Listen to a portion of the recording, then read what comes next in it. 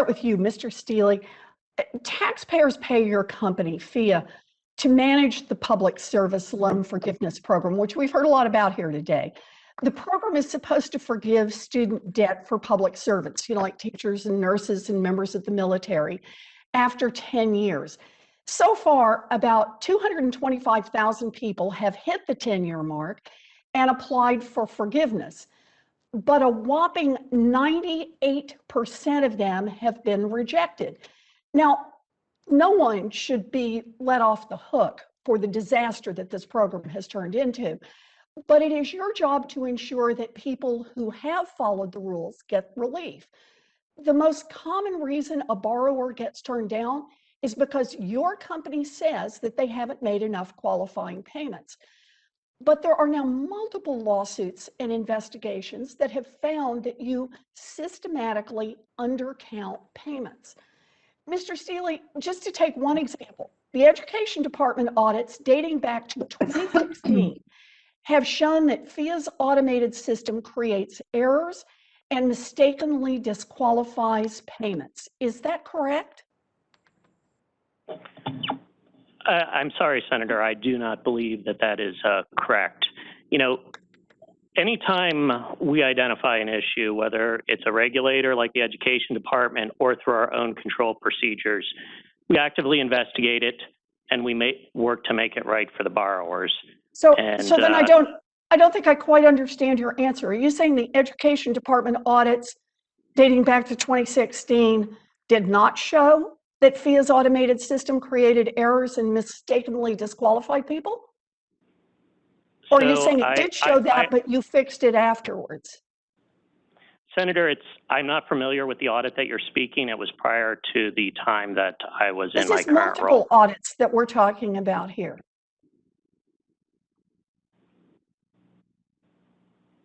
Well, let me try another question then. Let me turn this around again to Attorney General Healy. Mr. Steeley says that he doesn't know about any problems at PHEAA. So let me ask you, Attorney General Healy, are these just isolated incidents, these audits that we've heard about? What has been your experience as you have investigated PHEAA?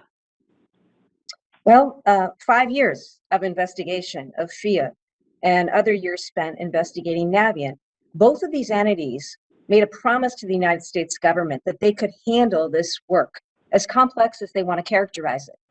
And they failed miserably, and of course made boatloads of money for themselves in the interim, while borrowers are left high and dry. In our investigation specifically of PHEAA, what we found is that they repeatedly misinformed future teachers, firefighters, police officers, social workers, right? Because these were people who were looking to do public service work. They routinely misinformed them about the requirements of the program, about their status in it and whether they were qualified. They would delay processing applications. They would delay processing payments, which resulted in people being booted off in terms of eligibility. A question was posed earlier about fraud. I'll tell you all about fraud. It's why the Attorney General's office here and in other states have sued both of these entities for what we call unfair and deceptive practices to borrowers. PHEAA, for example, we found in our investigation was overbilling, double billing borrowers. The record is replete. As I say, we did enter into a civil settlement agreement with them. It is my hope and expectation that going forward with respect to both of these loan servicers, that the right measures be put in place. But the history through our investigation is loan servicing practices replete with deception to the severe, detriment of borrowers. Yeah, well, thank you very much, Attorney General Healy. You have the on-the-ground experience with PHEAA and with the other loan servicers. It seems clear to me that PHEAA presides over a so-called public service loan forgiveness program that has proven itself nearly incapable of ever actually granting public servants any loan forgiveness.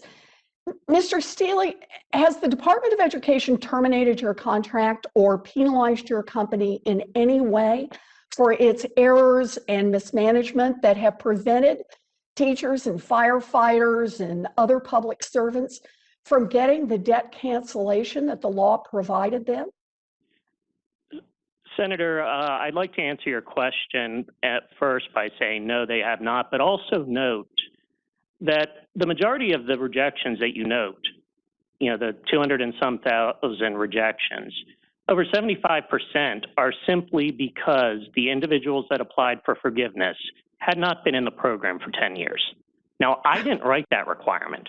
The United States Congress and the U.S. Senate wrote that requirement. Well, let me stop you there, though, if I can, Mr. Steeley, because that's the fundamental question. Are you counting accurately? Because that's the one thing the federal government asks you to do. And as I see it, I think what the data show is that 59% of ineligible public service loan forgiveness applications were denied because they did not have enough qualifying payments. Borrowers aren't filling out these applications for fun. They're filling them out because their understanding is they've been writing checks for 10 years or longer. This is a program that's now 14 years old.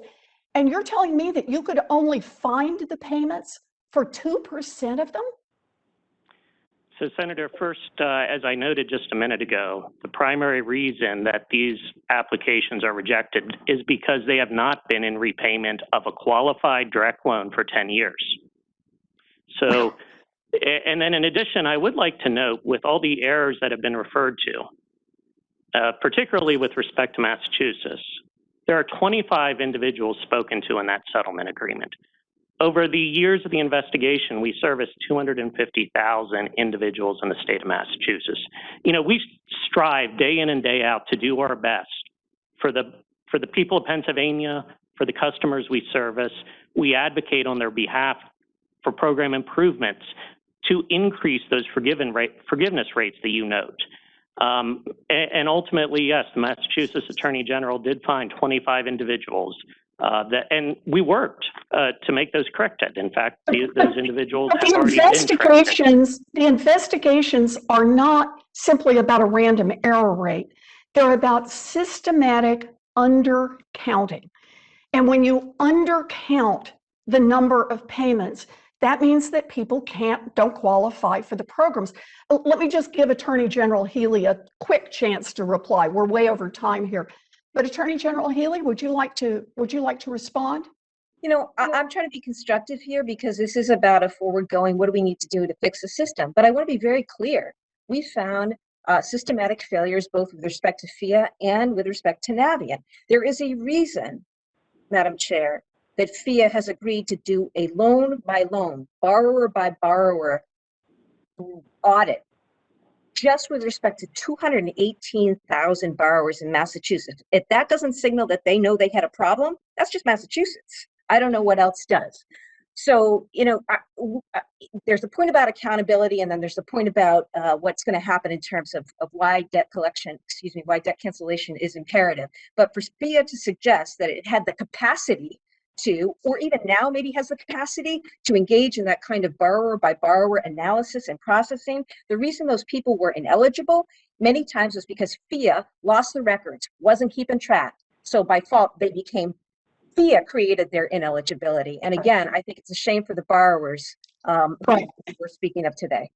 And one of these investigations, I recall, said PHEAA left it up to the borrowers to figure out if there had been an error, rather than PHEAA having to get it right to begin with and put its own processes in place. Look, Mr. Steeley, I think that PHEAA has demonstrated that it can't administer this program.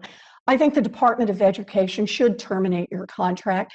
But I think we've also established that teachers and firefighters aren't going to be any better off with Mr. Raimondi over at Navient in charge.